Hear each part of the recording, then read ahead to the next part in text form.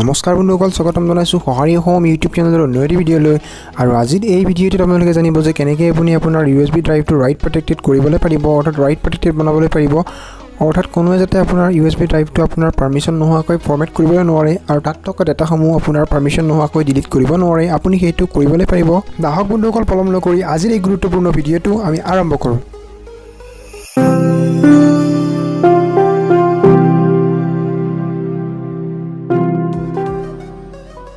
বন্ধুসকল, যদিহে আপুনি আপোনাৰ USB ফ্লেছ ড্ৰাইভটো আপুনি ৰাইট প্ৰটেক্টেড বনাবলৈ বিচাৰে, অৰ্থাৎ আপুনি নিবিচাৰে যে আপোনাৰ পাৰ্মিশ্যন নোহোৱাকৈ কোনোৱে আপোনাৰ USB ড্ৰাইভটো ফৰ্মেট কৰাটো আৰু আপোনাৰ পাৰ্মিশ্যন নোহোৱাকৈ কোনোৱে যাতে আপোনাৰ USB ড্ৰাইভটোৰ পৰা ডাটাসমূহ ডিলিট কৰিবলৈ নোৱাৰে, বন্ধুসকল সেইটো আপুনি কৰিবলৈ আপুনি সকলো ষ্টেপ আমাৰ এই ভিডিঅ'টোত দেখুওৱা ধৰণে আপুনি ফ'ল' কৰিব। বন্ধুসকল, আহক তেন্তে আপোনাক সেই ষ্টেপবোৰ আপুনি জনাই দিছোঁ। বন্ধুসকল, তাৰ কাৰণে প্ৰথমতে আপুনি আপোনাৰ USB ফ্লেছ ড্ৰাইভটো আপুনি আপোনাৰ যিকোনো এটা কম্পিউটাৰত আপুনি ইনচাৰ্ট কৰিব। ইনচাৰ্ট কৰাৰ পিছত আপোনাৰ USB ড্ৰাইভটো যিটো ড্ৰাইভ দেখাব সেইটো আপুনি প্ৰথমতে কি কৰি ফৰ্মেট কৰি চাব। প্ৰথমতে আপুনি এইটো এবাৰ ফৰ্মেট কৰি ল'ব। মই ইয়াত USB ড্ৰাইভটো মোৰ ফৰ্মেট কৰি লোৱা আছে। তাৰপিছত Win+R প্ৰেছ কৰিব, CMD লিখিব, লিখি এণ্টাৰ কৰিব। ইয়াত আপুনি কমাণ্ড প্ৰমোট পাব।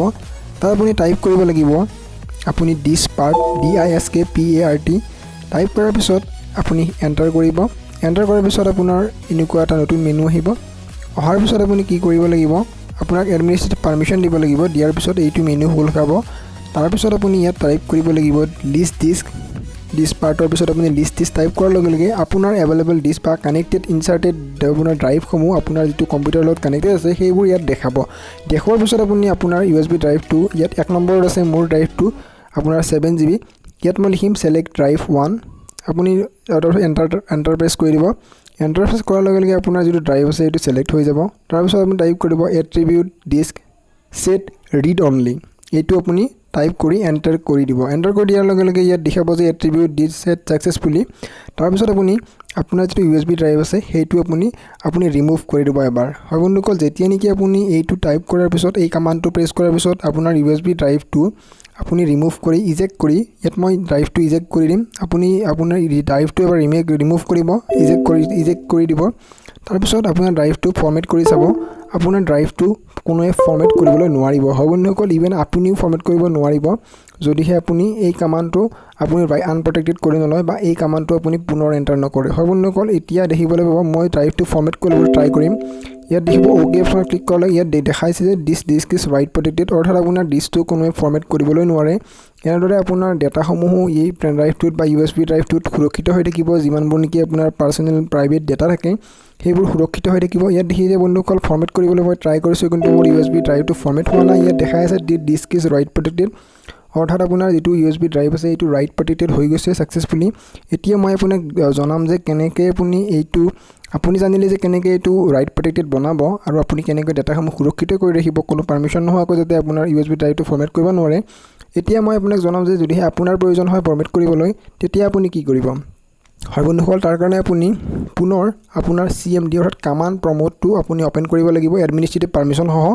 তাৰ কাৰণে মই Win+R প্ৰেছ কৰি ইয়াত কমাণ্ড প্ৰমোট অ'পেন কৰি diskpart পুনৰ লিখি দিছোঁ DISKPART। লিখাৰ পিছত আপুনি এণ্টাৰ প্ৰেছ কৰিব। তাৰপিছত এনেকুৱা মেনু পপ আপ হ'ব। ইয়াত আপুনি diskpartৰ পিছত লিখিব লিষ্ট ডিস্ক, পুনৰ লিষ্ট ডিস্ক লিখাৰ লগে লগে আপোনাৰ ইনচাৰ্টেড বা কানেক্টেড আপোনাৰ USB ড্ৰাইভসমূহ ইয়াত দেখাব। আপুনি ইয়াত যিটো হয় সেইটো ছিলেক্ট কৰিব। মোৰ 1টো হয় গতিকে মই লিখিম select disk 1। মোৰ 7 GB হয়, ইয়াত select disk 1 লিখি এণ্টাৰ কৰাৰ পিছত ইয়াত মই লিখিম attribute disk clear read only. বন্ধুসকল, এইটো লিখাৰ পিছত এণ্টাৰ প্ৰেছ কৰিম। কৰি কেনে যেতিয়া নেকি মই এই কমাণ্ডটো পুনৰ এণ্টাৰ কৰি দিলোঁ, দিয়াৰ পিছত আপুনি এণ্টাৰ প্ৰেছ কৰাৰ লগে লগে এই কমাণ্ডটোৰ পৰা আপুনি এক্সিট হৈ যাব। বন্ধুসকল, ইয়াত দেখিছে এট্ৰিবিউটটো ছাকচেছফুলি ৰিমুভ হৈছে। তাৰপিছত আপুনি ডিছপিচিটো অ'পেন কৰিব। আপোনাৰ USBটো আপুনি পুনৰ ইজেক্ট কৰিব। ইজেক্ট কৰি আপুনি পুনৰ USB যিটো ড্ৰাইভ আছে সেইটো পুনৰ ইনচাৰ্ট কৰিব। ইনচাৰ্ট কৰি আপুনি দেখা পাব যে আপোনাৰ যিটো USB ড্ৰাইভ আছে এইটো আপুনি ফৰ্মেট কৰিবলৈ পাৰিছে। বন্ধুসকল, ইয়াত মই দেখাই দিছোঁ ফৰ্মেট কৰিবলৈ ট্ৰাই কৰিছোঁ। OK অপশ্যনত ক্লিক কৰিছোঁ। ইয়াত দেখিছে পাৰ্মিশ্যন সুধিছে, ফৰ্মেট আপোনাৰ ইয়াত হৈ যাব। বন্ধুসকল, এনেদৰে আপুনি যিটো ৰাইট প্ৰটেক্টেড ডিস্ক আছে সেইটো আপুনি ৰাইট প্ৰটেক্টেড নোহোৱা কৰিব পাৰিব বা প্ৰটেকশ্যনটো ৰিমুভ কৰিবলৈ পাৰিব যেতিয়া নেকি আপোনাৰ নিজৰ ফৰ্মেট কৰিবলৈ প্ৰয়োজন হয়।